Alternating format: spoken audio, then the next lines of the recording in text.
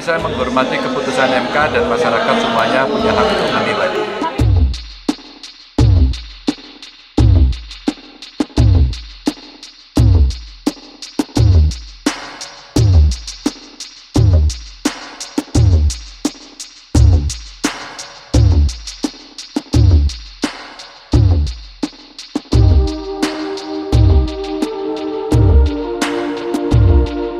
Ya, sudah diputuskan, jadi saya menghormati keputusan MK dan masyarakat semuanya punya hak untuk menilai.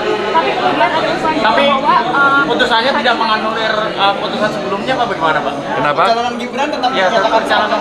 Oh enggak, saya sih tidak akan berkomentar soal itu. Kalau sudah diputuskan ya kita hormati atas keputusannya. Semuanya silakan menilai sendiri-sendiri apa proses yang terjadi di sana. Kita harapkan demokrasinya bisa lebih baik aja. Pak Ganjar soal kayak